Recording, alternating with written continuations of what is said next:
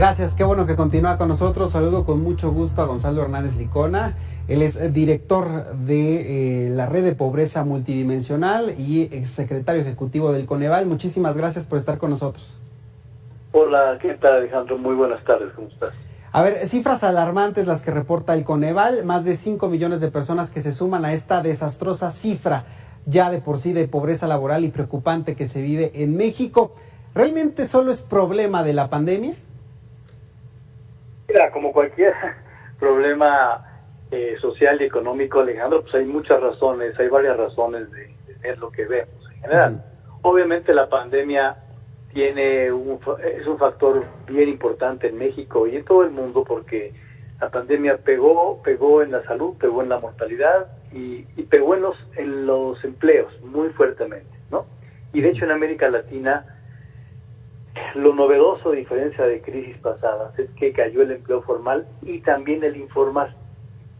En años pasados, pues, la economía informal es el lugar a veces de refugio de gente que no tiene un empleo formal, se refugia en servicios, en ventas, en cosas informales. Bueno, el año pasado estos también cayeron muchísimo, por lo tanto la gente no tuvo a dónde ir, la gente se quedó en sus casas, tanto porque no había actividad como por la pandemia, por supuesto, ¿no?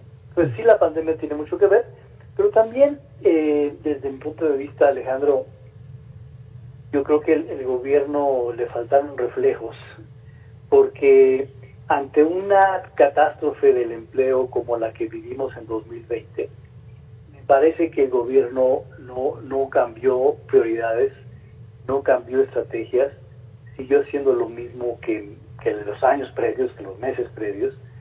Cuando tú tienes una tragedia así y una eventualidad así de grande, ya sea en tu casa, en el hogar, si de repente alguien se enferma y hay que pagar, si de repente, no sé, la lluvia se llevó el techo, entonces tú tienes que hacer algo para solventar esa bronca, ¿no? de ese momento. Y tienes que reasignar y rehacer cosas y rehacer prioridades. Y yo creo que el gobierno no tuvo esa virtud de cambiar cosas y siguió haciendo lo mismo, y lo mismo pues no es suficiente, ¿no?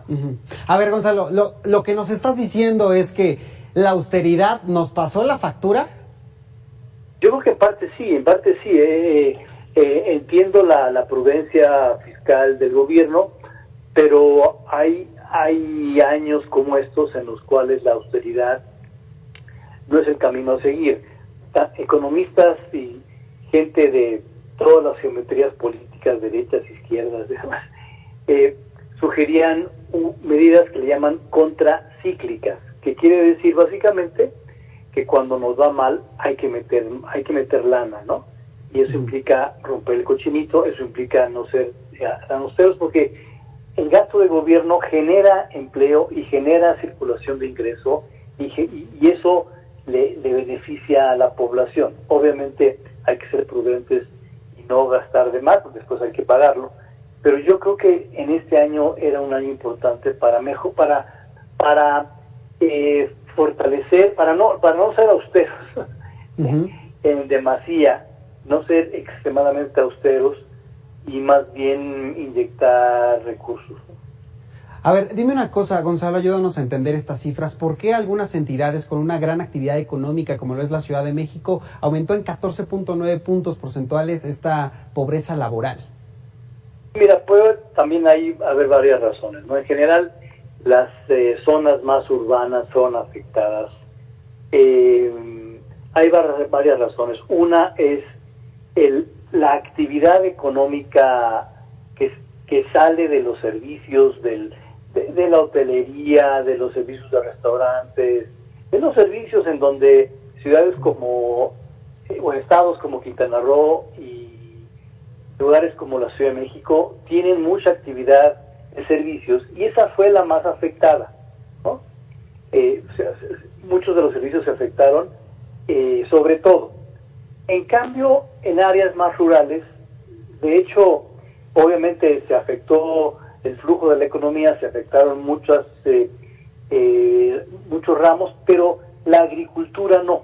La agricultura, de hecho, para las zonas rurales fue un beneficio porque ante la caída del ingreso para comprar comida, ellos tenían la facilidad de tener, digamos, comida directa, ¿no? Fui a Oaxaca hace unas semanas y ahí fue muy claro que la gente que vendía hacia el turismo tapetes y artesanías, el turismo cayó, las ventas cayeron casi a cero, pero mucha de esa gente de todos modos es agricultora y ellos se beneficiaron. Por lo tanto, el tema urbano-rural fue una diferencia importante.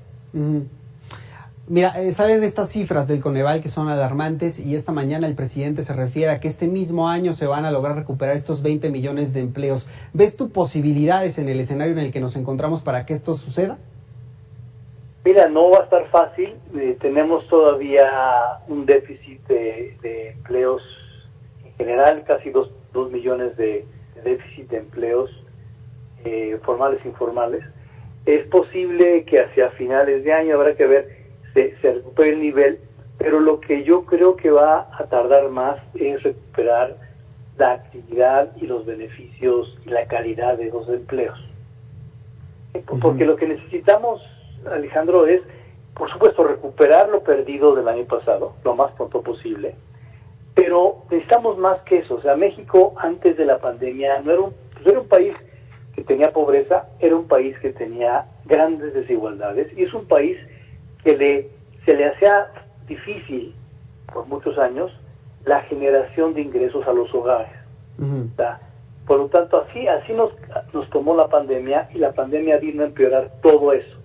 Claro. Lo cual implica no solamente recuperar lo perdido del año, sino regresar a tener un país mejor en términos de pobreza, de generación de ingresos, de generación de empleo, de distribución del ingreso, de desigualdad, para no solamente por un tema de justicia y para que sea un país mejor, sino también para una eventualidad futura que no nos tome tan desprevenidos, ¿no? Y finalmente te preguntaría, Gonzalo, sobre esta cifra, 5 millones de personas que se suman a la pobreza laboral. ¿Cuántas de ellas sí ves viable que puedan salir de esta situación? Mira, yo creo que dependiendo cómo se va recuperando el empleo, podemos esperar que algunas de ellas estén fuera de la pobreza. Nada más te doy unas cifras. Sí. Empezando en el primer trimestre de 2000, en México no había pandemia, ¿no? Digamos, en términos generales. Para el segundo trimestre de 2020, la pobreza laboral aumentó en 20.5 millones de personas. Para el tercer trimestre, tomando como referencia el primero, ya el crecimiento fue de 11.2, para el tercer trimestre 6.3, hasta el 5.1 que tenemos ahorita. Entonces, pasamos de 20 millones a 5 millones en casi un año. Por lo tanto, sí implica que vamos a recuperarnos, nos estamos recuperando. Lo que no es claro es qué tan rápido saldremos y quedemos igual que como estábamos.